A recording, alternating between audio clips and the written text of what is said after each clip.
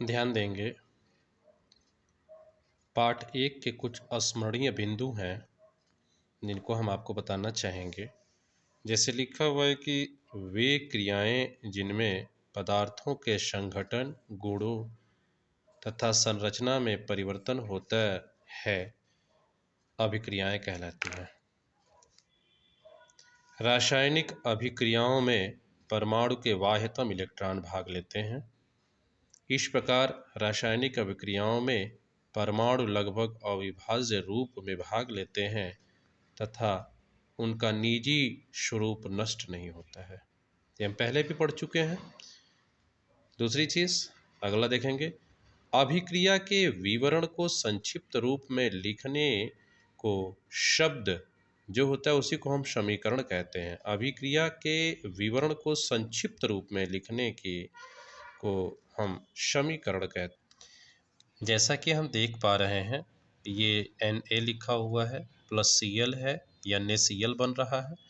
अगर हमको लिखना होता तो हम लिखते क्या कि जब सोडियम के साथ क्लोरीन को मिलाते हैं तो सोडियम क्लोराइड बनता है। इतना बड़ा हमको लिखना होता। लेकिन यदि हम Na+Cl लिख दिए हैं तो इससे आशय सिद्ध हो जाता है कि Na का Cl के साथ अभिक्रिया हो रही है और फलस्वरूप NaCl बन रहा है।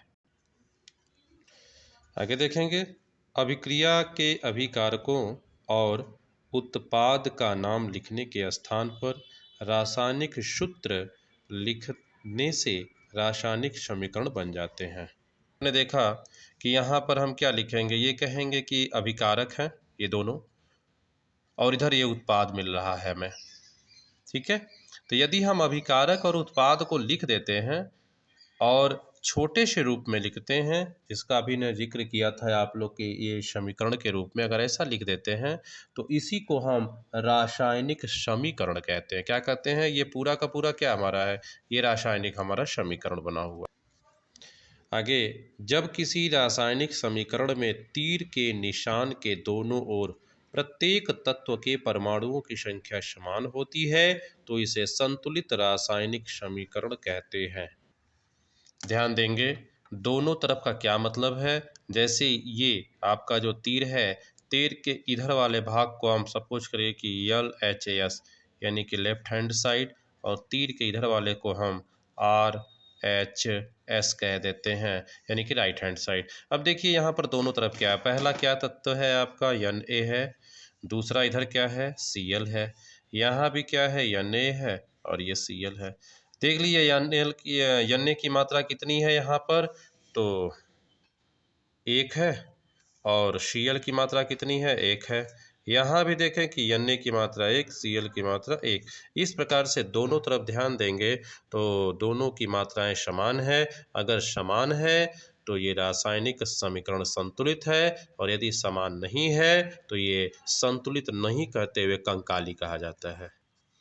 आगे देखेंगे, वे अभिक्रियाएं जिनमें दो या दो से अधिक पदार्थ संयोग करके यानी कि जुड़ करके केवल और केवल एक पदार्थ बनाते हों उन्हें हम योगात्मक अभिक्रिया कहते हैं। उदाहरण के लिए आप देख सकते हैं, Na एक तत्व है, Cl भी एक तत्व है, और दोनों मिलते हैं और दोनों मिलकर के केवल और केवल एक NaCl बनाते हैं। इस प्रकार से यह जो अभिक्रिया है इसका नाम योगात्मक अभिक्रिया कहा जाता है।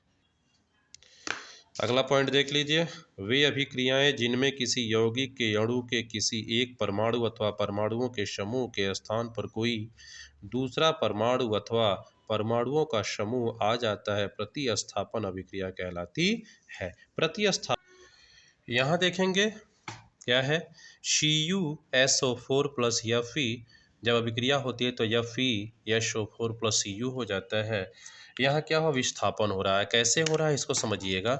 यहाँ पर CuSO4 है और यहाँ पर Fe के साथ अभिक्रिया होती है। Fe क्या करता है, यानी कि आयरन क्या करता है, कॉपर को प्रतिस्थापित कर देता है। और ध्यान दीजिएगा, ये यहाँ से प्रतिस्थापित करके अपने यहाँ Cu की जगह पे हो जाता है और Cu को प्रतिस्थापित करके Fe की जगह पे कर देता है। ठीक है, FeCu की जगह पे चला जाता है, और जब यहाँ पर ये Cu आ जा Fe आ जाएगा तो Cu यहाँ आ जाएगा। देखिए अभिक्रिया क्या होती है, FeSO4 प्लस Cu। अगर इस तरह का होता है तो इस तरह की अभिक्रिया को हम प्रतिस्थापन की अभिक्रिया कहते हैं। वे अभिक्रियाएं जो केवल एक ही दिशा में संपन्न हो सकती हैं अनुत्क्रमणीय अभिक्रिया कहलाती हैं, और वे अभिक्रियाएं जो समान परिस्थितियों में दोनों दिशाओं में चल सकती हैं उत्क्रमणीय अभिक्रिया कहलाती हैं।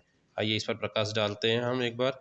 ध्यान दीजिए, ऊपर वाली अभिक्रिया जो CuSO4 प्लस Fe है, FeSO4 प्लस Cu है, इसमें ध्यान देंगे ये जो तीर का निशान बना हुआ है यह बताता है कि सिर्फ और सिर्फ अग्र अभिक्रिया होती है। इसमें सिर्फ और सिर्फ अग्र अभिक्रिया संपन्न होती है, और इस तरह की अभिक्रिया को हम जहाँ पर ऐसा तीर बना हुआ हो और एक ही दिशा में हो उसको हम अनुत्क्रमणीय कहते हैं।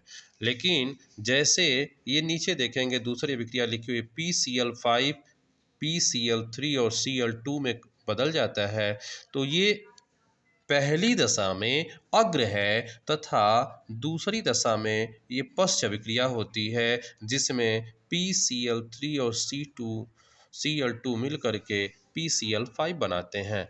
तो नीचे वाली जो अभिक्रिया ये है आपका PCl5 अग्र रूप में PCl3 और Cl2 में टूटता है, तथा PCl3 और Cl2 संयोग करके PCl5 बनाता है। अगर इस तरह का चिन्ह हमें प्राप्त होता है तो यह उत्क्रमणीय अभिक्रिया कहलाता है।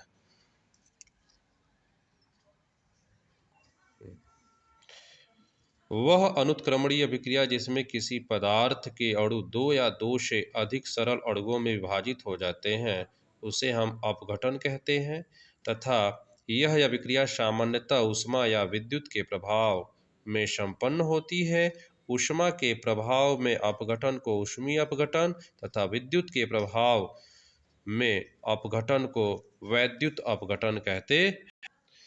वह उत्क्रमणीय अभिक्रिया जिसमें किसी पदार्थ के अणु दो या दो से अधिक सरल अणुओं में विभाजित हो जाते हैं वियोजन की अभिक्रिया कहलाती है।